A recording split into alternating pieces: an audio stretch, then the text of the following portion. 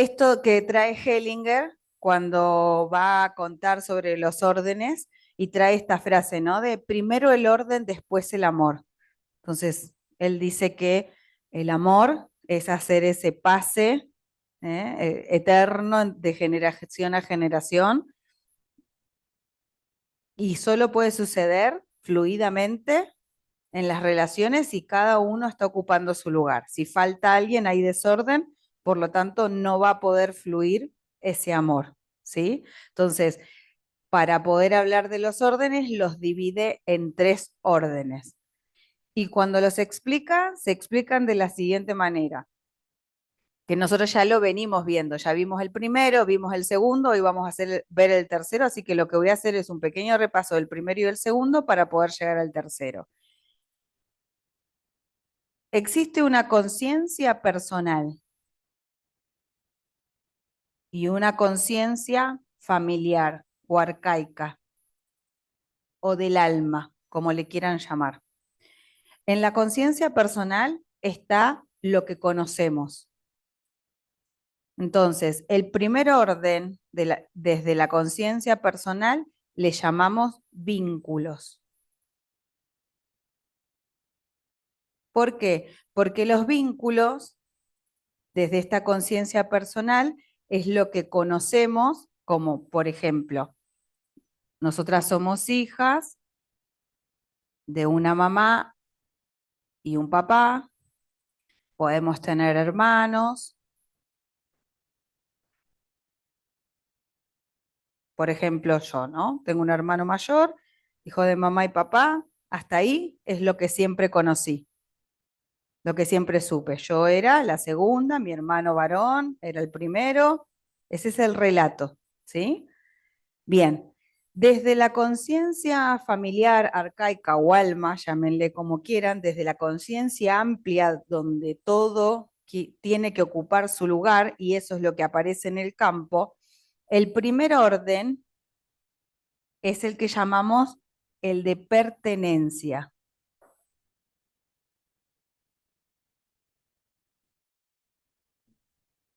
¿Por qué? Porque resulta que, más allá del relato, de lo que yo conocía, mi hermano nació primero y luego hubo una pérdida y al final yo era la tercera.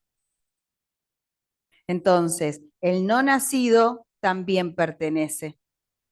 Y el hecho de que desde la conciencia personal, desde el relato, nunca haya sido nombrado, generó un desorden.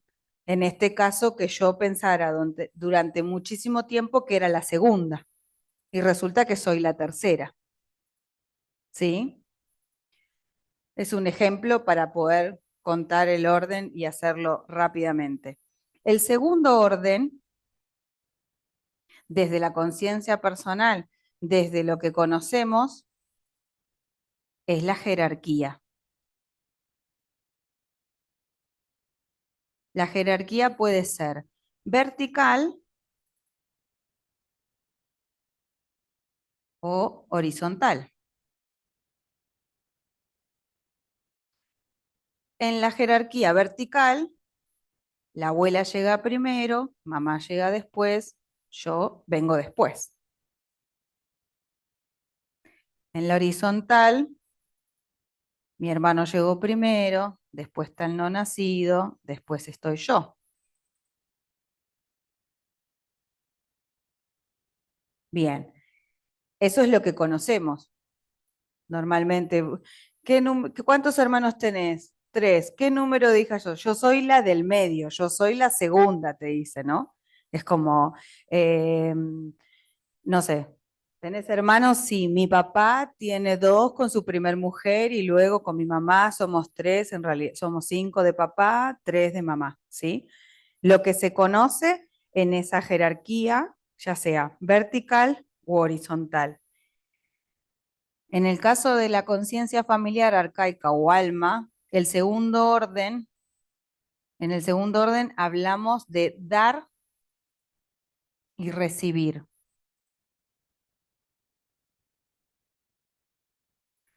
Porque Si no existe esta información de todo lo que pertenece, yo estaría desordenada en el segundo, en el caso de la jerarquía horizontal, sería la segunda. ¿Y dónde está el segundo? No está en este plano. Entonces, cada vez que yo me reconozco como la segunda, en realidad estoy llevando un destino que no me pertenece. Y encima es un destino de una persona que no tiene cuerpo, que no tiene vida. Entonces eso me puede estar llevando a conectar, por ejemplo, con la pulsión a la muerte, porque nosotros sabemos que cuando estamos conectados con el plano de los no vivos, existe esa pulsión a perecer. En el caso de la vertical, muchas veces cuando me desordeno, y ayer lo vimos en el caso de Cita, cuando yo quiero salvar a mamá, me desordeno y me pongo en el lugar de la abuela.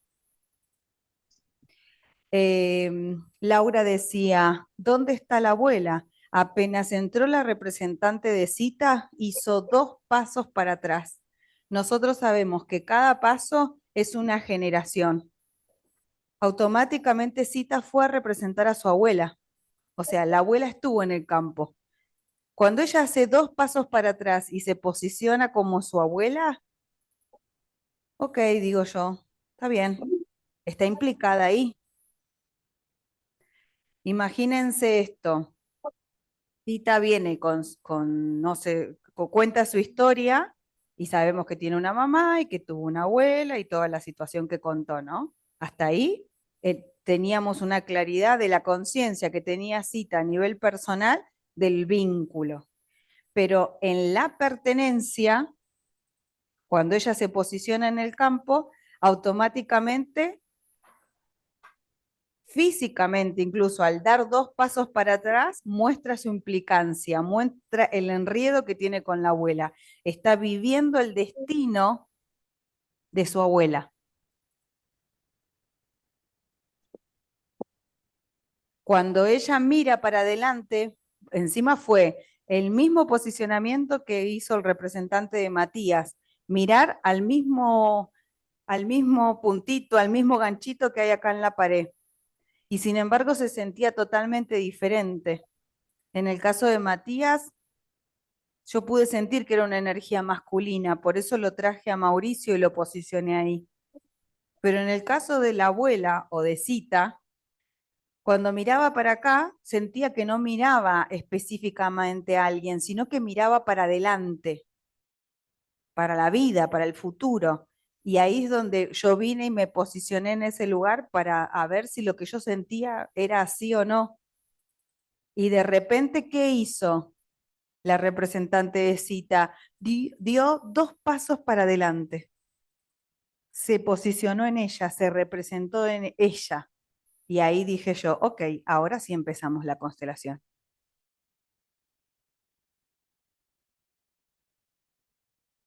Entonces, en este orden del dar y recibir, hay una diferencia. A nivel vertical, la vida solo se puede pasar y tomar. Y si la tomo, la puedo pasar. Y si la toma, se puede seguir pasando. O sea, la vida no se puede devolver. O sea, no puedo salvar a mamá. O sea, no puedo maternar a mamá. Porque ahí existe desorden. Ahí quiero ocupar el lugar de la abuela, en este caso.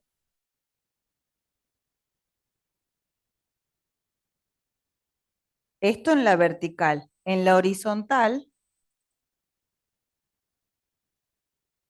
es una alimentación constante entre unos y otros, que va y viene.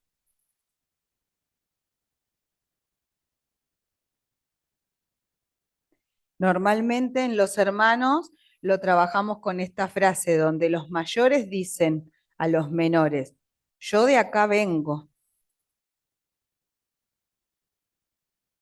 como vimos ayer en el caso de Javier, el tío de Cita. Él llegó primero, venía de ahí. y tomó la locura por todos. Cuando llegó Sita, la locura ya estaba tomada por su hermano. Perdón, cuando llegó la mamá de Sita, la locura ya estaba tomada por su hermano. Entonces, muchas veces el mayor dice, yo de acá vengo, lo siento, no pude dar lo que no tuve, porque viene de acá y lo toma primero. Y los que vienen después le agradecen, porque gracias a que vos tuviste que pasar por lo que pasaste, yo ya no lo tuve que vivir. Orden. Simplemente genera orden esa frase.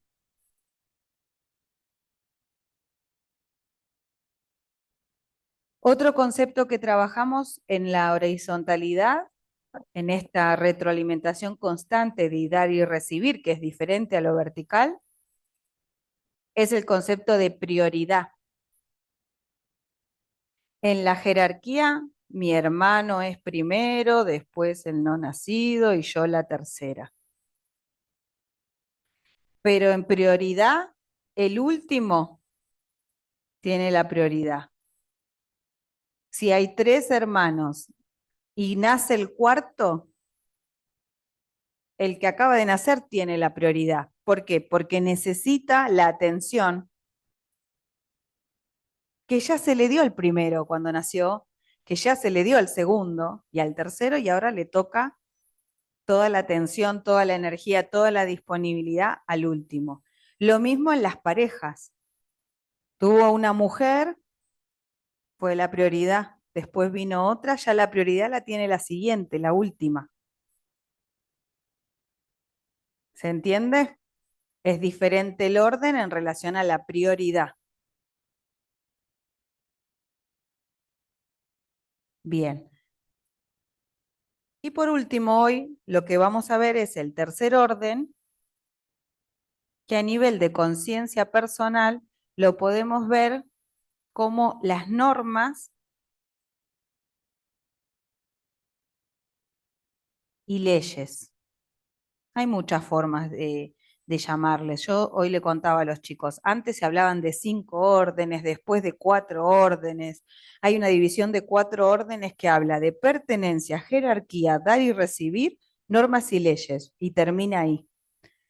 Esto es algo que se va evolucionando, que se va entendiendo de a poco, que se va pudiendo ordenar de a poco. Esta es la mejor manera que yo encontré de comunicarlo, ¿no? ¿Pero por qué? Porque todo sucede a la vez en la constelación. Nosotros lo estamos dividiendo para poder entenderlo, ¿sí?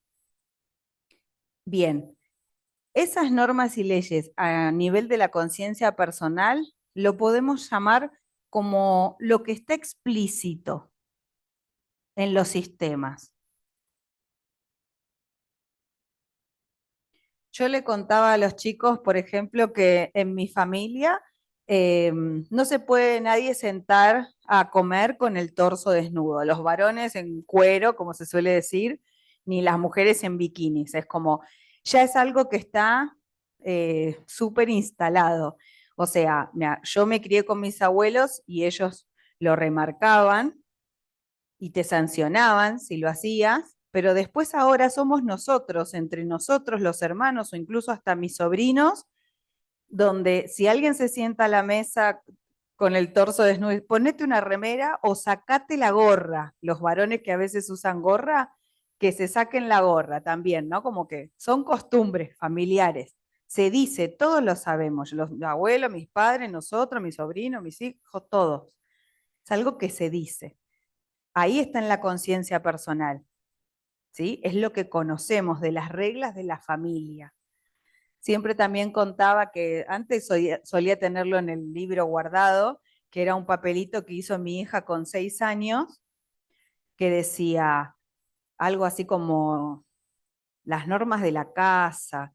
Recién aprendí a escribir, era muy gracioso como lo había escrito ella, ¿no? Entonces puso como 10 cosas. Me acuerdo que una era como que en esta familia no se toma Coca-Cola, porque nosotros no tomábamos gaseosa y era como explícitamente lo poníamos en palabras y explicábamos por qué no. Pero, por ejemplo, había uno que decía, antes de entrar tenés que golpear la puerta, ¿no? A cualquier lado. era algo que también se ve que estábamos intentando instalar y lo decíamos, y ella lo puso en esas normas. Y la última, que era la más graciosa, que era que decía, los sábados cada uno se puede levantar a la hora que quiera.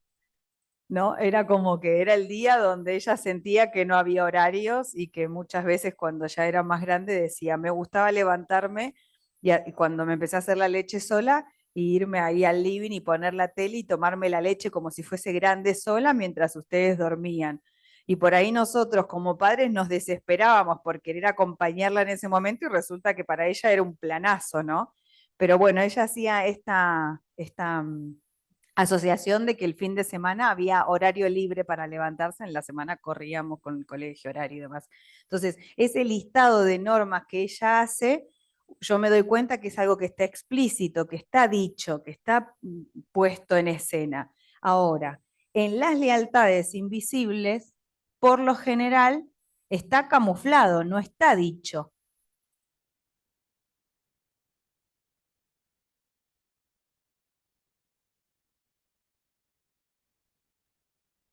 Y por lo general, estas lealtades invisibles es lo que yo les suelo llamar llegar a la raíz, ¿no?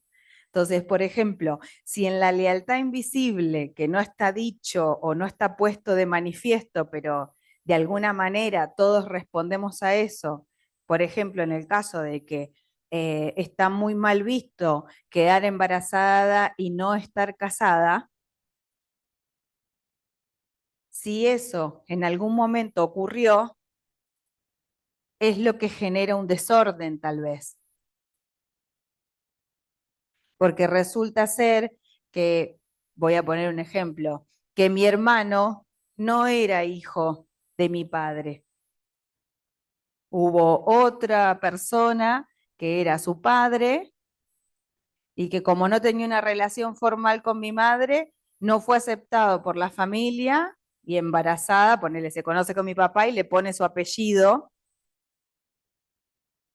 y de esa manera entra en el discurso de la familia de que este hombre es el padre de mi hermano, por ejemplo, lo cual genera un desorden porque acá falta una persona, le quitan la pertenencia.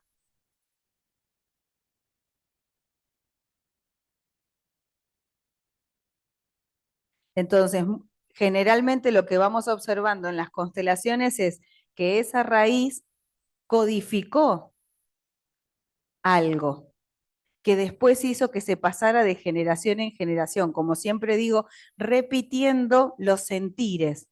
Tal vez los escenarios son diferentes, pero el sentir es lo mismo que se va compartiendo hasta que sale a la luz. Entonces, cuando nosotros armamos una constelación o comenzamos la constelación y traemos al representante del consultante, a donde mira, lo primero que trae es a lo que quiere que pertenezca, que por alguna razón quedó excluido.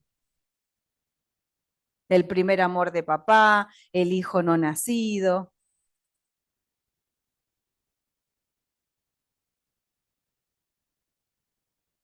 Esa falta de pertenencia generó un desorden que generalmente con las frases liberadoras es lo que vamos intentando recomponer, el orden, dándole lugar a lo que quedó por fuera.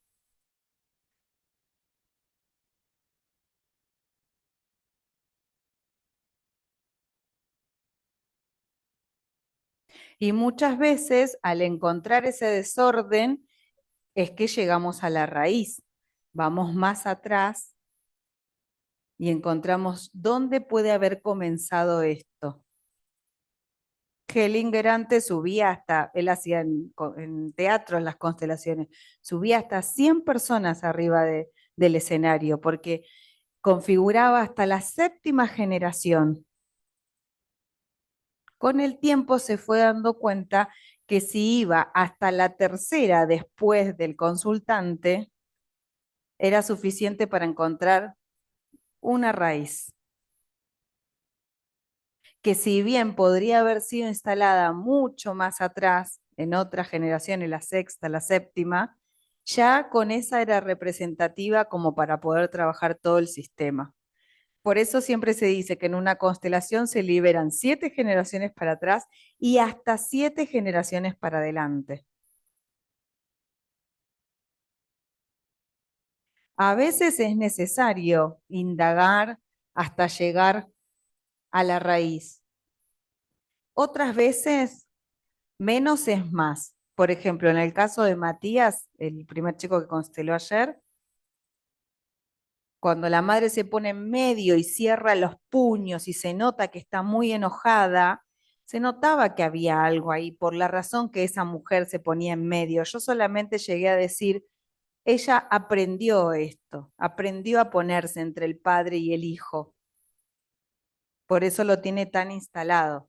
Podríamos ir a ver por qué, cuál es la raíz de ella, sí, pero la fuerza siempre estuvo en el padre, porque Matías, el representante de Matías, apenas se posiciona, mira hacia ahí, le quiere dar lugar, sobre todo al dolor que le provocó su ausencia y todo lo que sucedió, porque no era solo que había fallecido, cuando él hablaba de la plantación de marihuanas, de haber estado preso, de que la madre en ese tiempo se entregue a esa corriente del Hare Krishna y que el padre no estaba de acuerdo y que después surge lo del accidente en moto. O sea, había un montón de cosas que no solo era el duelo de la muerte, sino era mirar a papá y darle lugar a todo lo que traía papá, que en algún aspecto se ve que era diferente a lo que traía mamá y que no pudo ni siquiera traerlo a su conciencia, porque ese padre viene de una familia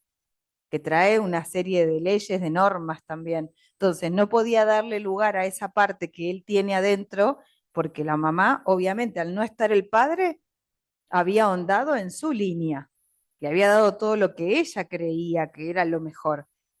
Y lo que mostraba Matías ahí, no sé si lo pudieron ver, pero cuando estaba en el suelo y se golpeaba y demás, se veía como, yo no lo traje con palabras, pero lo pensé 2 o 3 veces, había mucho de autolesión, ¿sí? Después él también, él trajo lo del consumo, que también es una autolesión, un consumo masivo, ¿no? Entonces, como autodañando esa parte que tiene, que corresponde a ese padre. Entonces, con el pedido de Matías y la fuerza del campo que nos llevaba a trabajar lo del padre, solo me quedé con eso.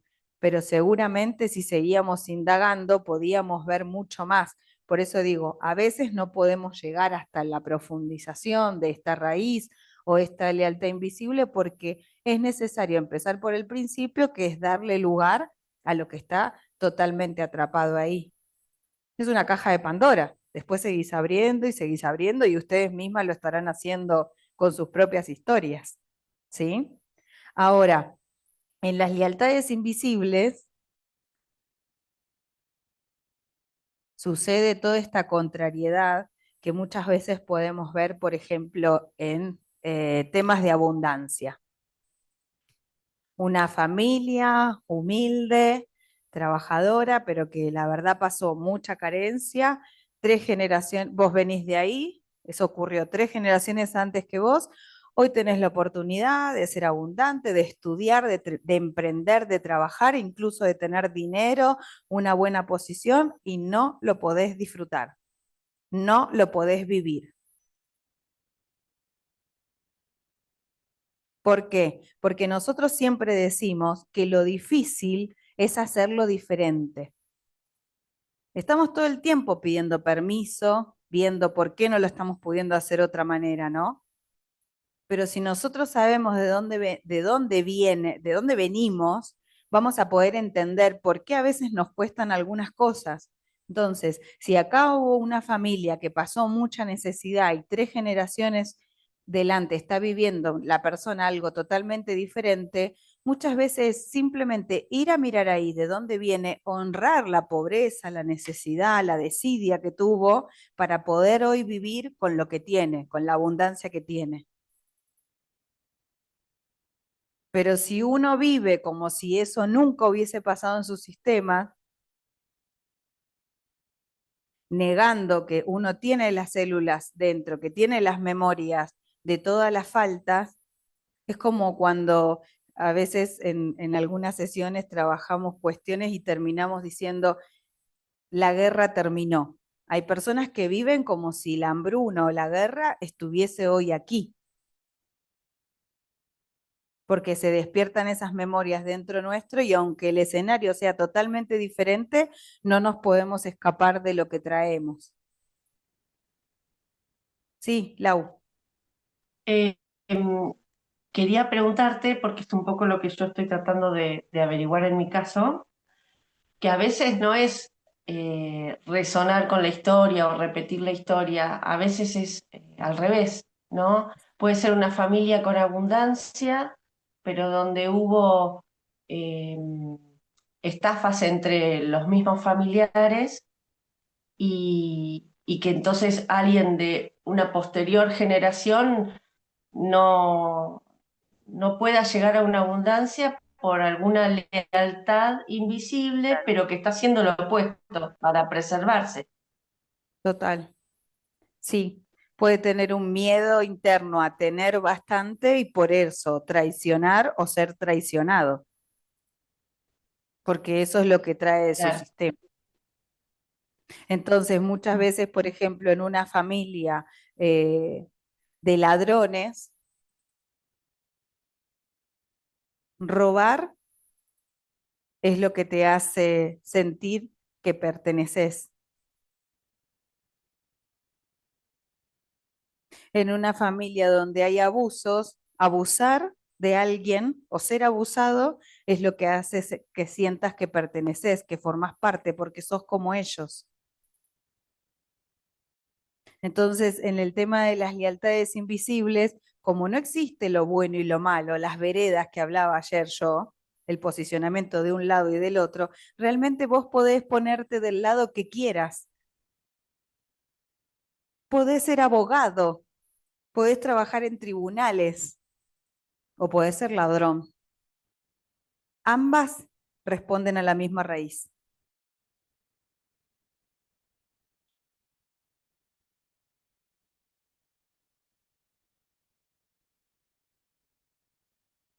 Por eso nosotros los terapeutas tenemos que darnos una idea de dónde venimos.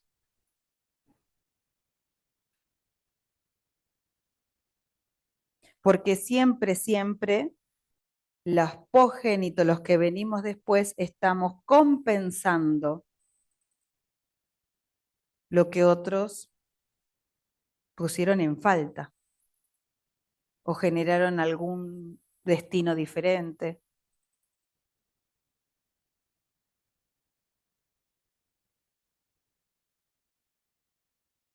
Bien, como les decía, si bien nosotros dividimos los órdenes para poder estudiar, para poder entender cómo funciona la herramienta, todo funciona junto y a la vez. Es interesante a partir de ahora que vamos reconociendo la pertenencia, la exclusión, el desorden que se genera a nivel vertical u horizontal y las raíces, que son estas lealtades invisibles que se nos codifican, poder ir observando las constelaciones desde este lugar, ¿no?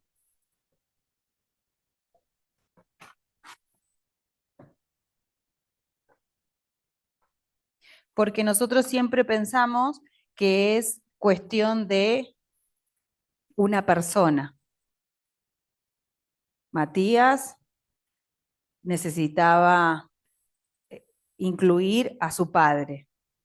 Y en realidad siempre se ancla en un hecho o en una persona. Pero lo que uno está intentando generar desde la pertenencia es darle lugar a la emoción.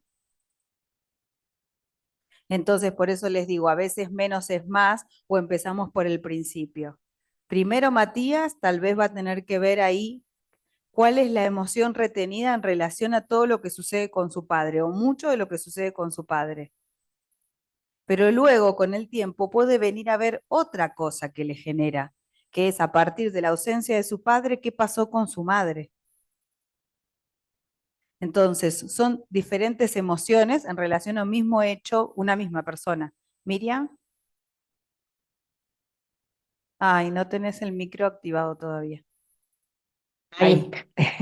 No, a mí me daba esta sensación con Matías que al la madre, al refugiarse en los Hare Krishna, que para ella deben haber sido muy importantes y que supongo no conozco, tendrán leyes de cero alcohol, cero estupefacientes, cero todo, en su niñez, él tiene que haber condenado a su papá porque plantaba marihuana y por eso fue preso y fue un abandono hacia la familia y supongo que los dejó sin recursos, por eso tuvieron que ir a refugiarse. Así que me parece que yo veía, ¿no? Que ahí de las primeras cosas que hay que limpiar es la imposición de mamá a través de los Hare Krishna de destronar y condenar todo lo que papá era. Exacto, sí, así mismo. Y todo lo que Matías es, porque Matías es la mitad su mamá, la mitad su papá. Entonces, todo eso que la otra persona quiere habilitar o inhabilitar en vos, de alguna manera, según la etapa de tu vida, se muestra o se empieza a buscar. Laura, sí, Pero pregunto, sí, un poco también era su papá, ¿no? Porque esa postura de auto excluirse con la droga, con el estar en los jueguitos, con mudarse lejos, también formaba parte de esa imagen de padre ausente. Me parece que también hay una sutil eh, Claro, por algo postura, él, que por ¿no? lo De menos dijo ponerse que como su se papá. daba marihuana, ¿no? O sea, él fumaba marihuana, ¿no? Como su papá. Se me cortó. sí, En que esa búsqueda se alinea a esa ausencia. Mm. exacto, es darle lugar a algo que está excluido, Está hacerle bien. espacio a algo que habita adentro de él y no lo puede mostrar diariamente delante, por ejemplo, de su madre, entonces se va a hacerlo lejos.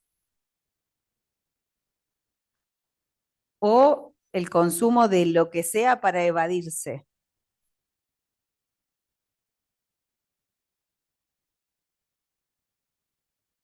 No habló mucho de qué pasaba con la madre, no dio especificaciones de por qué no estaban teniendo una buena relación, pero creo que por todo lo que dijo y se mostró, tenemos latente esta idea de que la madre no habilita ese comportamiento.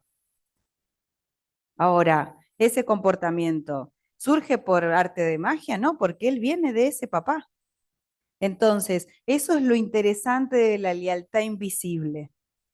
Para poder amar, para poder traer algo de eso que hay ahí antes que yo llegara, o sea, para poder hacerlo eterno, como dice la palabra amar, lo traigo en mí, lo tengo en mí. Entonces vos decís, ¿cómo? Pero porque a veces es, elijo una pareja violenta. Y cuando lo miramos desde la lealtad invisible es, yo amo a mi padre violento a partir de mi pareja violenta. Es mi manera inconsciente, desde mi conciencia arcaica o familiar, desde mi alma, de amar a mi padre. Y mi padre era violento porque, por magia no, y de amar a mi abuelo, y de amar a mi bisabuelo, y de amar a los míos, a ese linaje, por ejemplo, paterno. Entonces vos decís, pero no, uno va a terapia, pero ¿cómo podés amar a una persona que te hace mal, que es violenta, que te abusa? Es algo inconsciente que hace que yo ame, lo tome, haga que pertenezca, que forme parte. Por eso esta frase que dice cuando se trabajan las parejas, que por ahí lo vimos en el segundo orden, ya no me acuerdo, que a veces cuando nos damos cuenta de esa lealtad que tenemos, o sea, tengo una pareja, por ejemplo, violenta, reconozco que mi padre de alguna manera era violento porque no hace falta que te pongan una mano encima para que te violenten y que yo le pueda decir a mi pareja, lo siento, a veces cuando te veía, en verdad estaba viendo a mi padre, porque yo la violencia de mi padre no la quiero, pero yo a mi padre lo amo y resulta que el pack viene junto.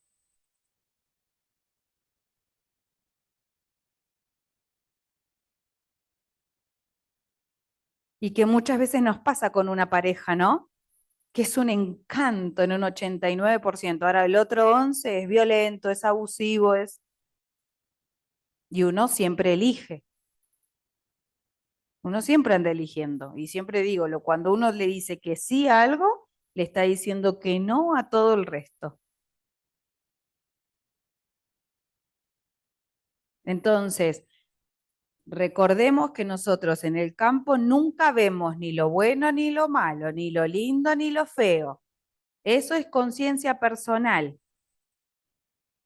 Eso es juzgamiento. Eso es vereda, bandera.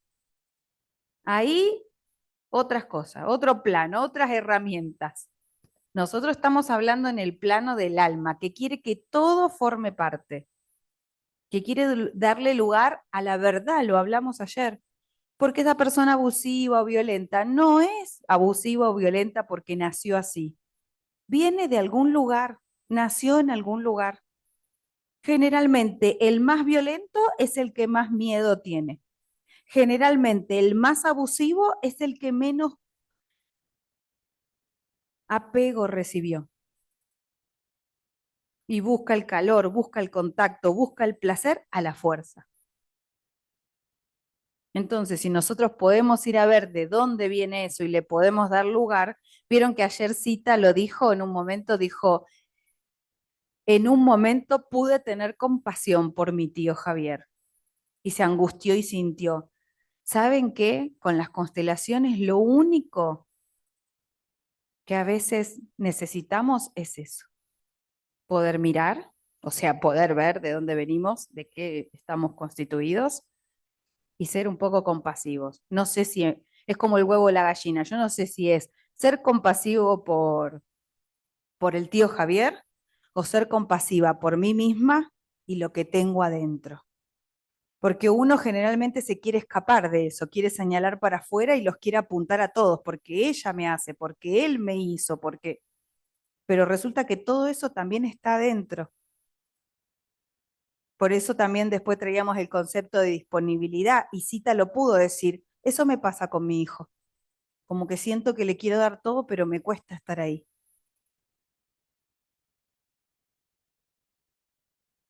Y como siempre decimos, acá lo más difícil es admitirnos, admitir que algo de eso que vemos ahí supuestamente afuera en realidad está dentro. No nos olvidemos que la constelación es la proyección afuera de lo que está dentro. Viene el hermano de Cita y abre otra cosa. Tiene adentro el registro de otro pequeño fractal de la misma unidad, del todo. Por eso es re interesante cuando los hermanos trabajan desde el lugar que van tomando, ¿no? Ya con el simple hecho de, siempre hago este ejemplo burdo, pero para que nos hagamos una idea.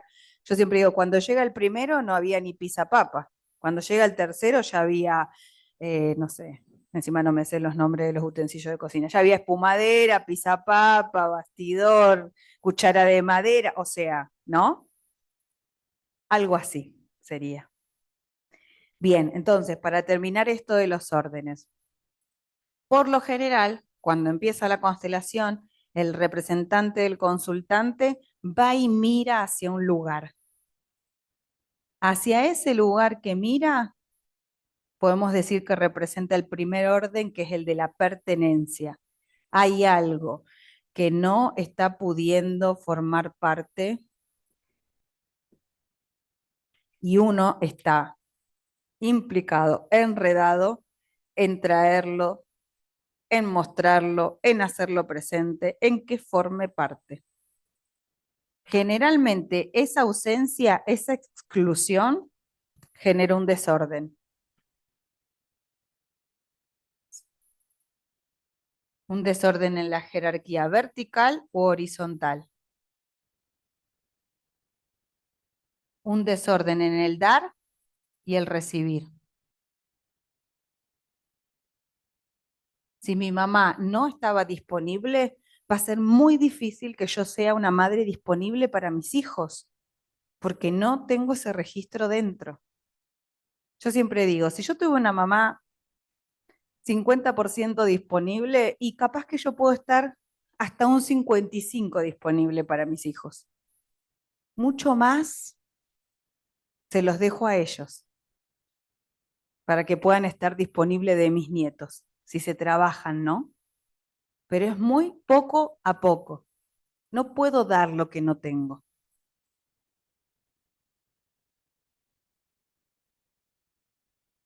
Porque no lo tengo. Puedo hacer un esfuerzo si es como si vos, no sé, tuvieses 2.000 pesos y yo te pido 2.500. Podés ir a buscar unas monedas más y capaz que llegamos a 2.000 y alguito, pero no vas a llegar a 2.500. Esto es lo mismo.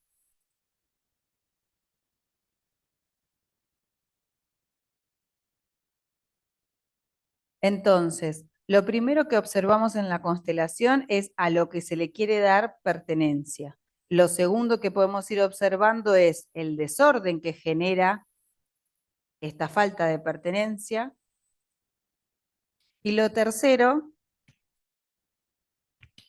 que podemos llegar a encontrar es la raíz, la codificación, la lealtad invisible, que está totalmente al servicio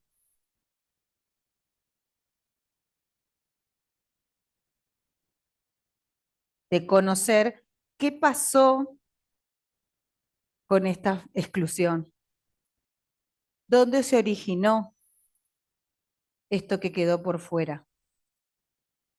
Entonces yo siempre digo que los órdenes son como un pez que se muerde la cola. Todo se da a la vez, a veces aparece primero la lealtad invisible, después se ve el desorden, después se le da lugar a la pertenencia y así. Nunca sabemos por dónde vamos a empezar a ver esto. Por ejemplo, para ver el desorden en este dar y recibir, yo me fijo mucho en la configuración del espacio. Todo el tiempo estoy trazando líneas para ver dónde se ponen. ¿Vieron que ayer la mamá de Cita se corría mucho del lugar, se desordenaba? Primero la quería proteger para que no mirara para atrás. Por eso el interés de Citas de mirar ahí donde mamá no quería que mire. Cuando se le puede dar lugar a que ella, aún habiéndose su madre puesto todo el tiempo ahí, miraba constantemente, la madre se sale, se corre.